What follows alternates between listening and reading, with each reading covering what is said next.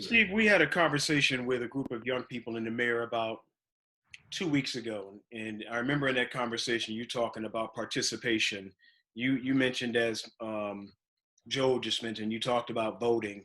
How important, as an executive director of the Housing Authority, how important is community participation, the way it's been explained by Joel and Malik, community participation of fathers to help to deal with racism, injustice? How important is that for you?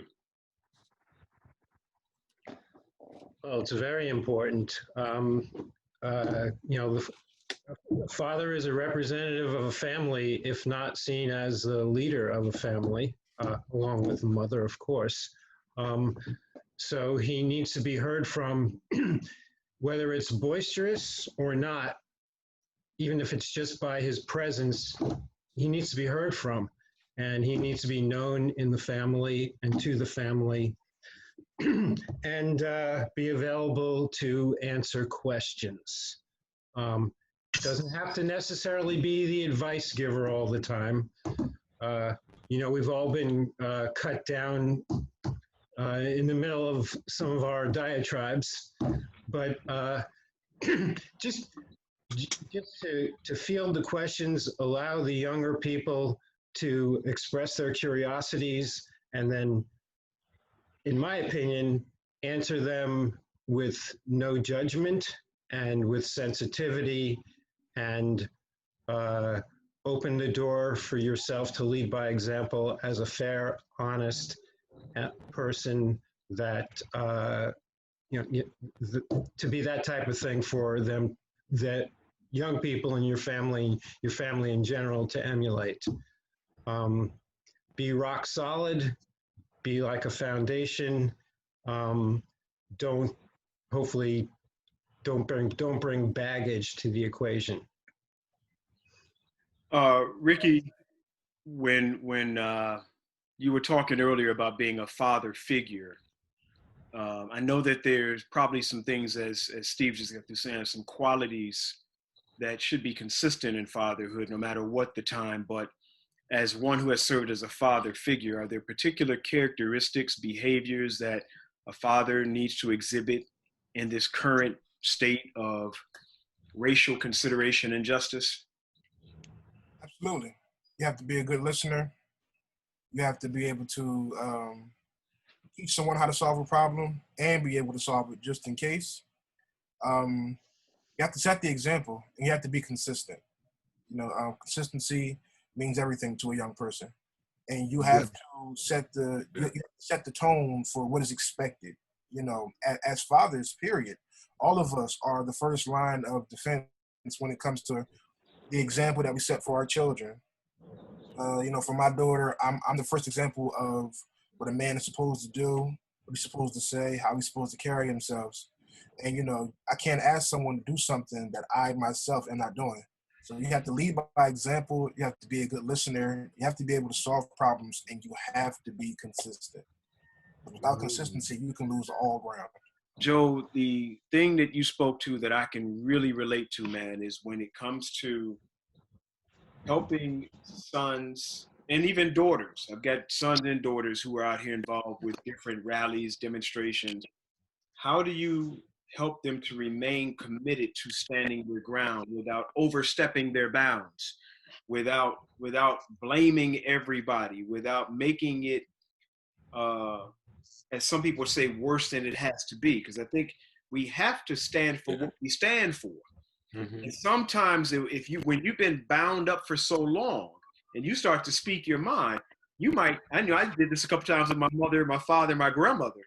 I went just a little too far, and it was like, so how do we teach how to do that respectfully, boldly, but not disrespectfully? That is an excellent question. I'm trying to keep it quick, but I saw Dave Chappelle had this segment on the show talk when keeping it real goes wrong.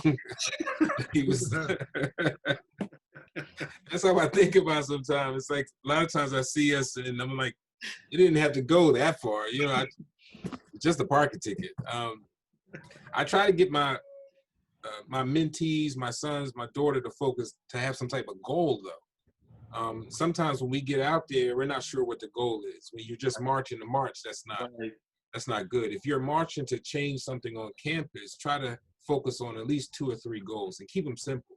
But to have a goal and then something that you just rang a bell is that sometimes we don't even celebrate when we even reach that goal. It's like, well, on to the next march. Like, I mean, do you ever stop burning buildings for a minute? Like, when the law gets changed, try to pause in between that and maybe celebrate. So my main thing is don't just follow everybody because they're following. My number one thing, like Ricky was saying, I ask a lot of questions. Ask a lot. There's some protests down Center City that's not even for you. Some people are getting in just on protesting. They're protesting parking tickets now. Like, that's not, you didn't sign up for that. Ask a lot of questions, educate yourself, and then figure out the goal. So are we going to change the law? On the other hand, but I gotta say, part of our job as fathers and leaders is getting the consistency. So I do feel that a lot of people that I've been talking to, especially youth 25 and under, are like, yeah, I can't wait to change this law, or I can't wait to bring the statute down. Cool. But then after that, people of color have to be at the table.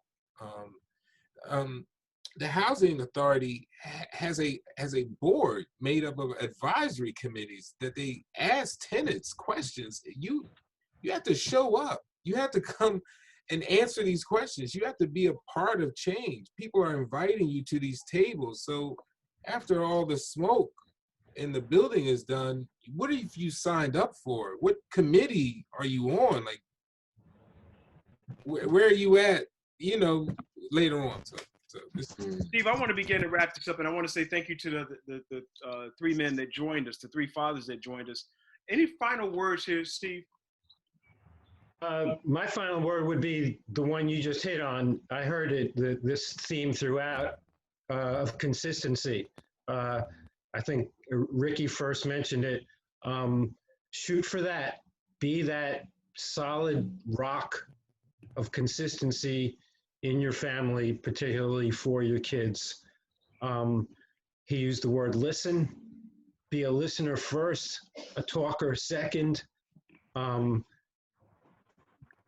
That's what the father is for. I mean, I think we would all agree that we wouldn't mind being viewed that way.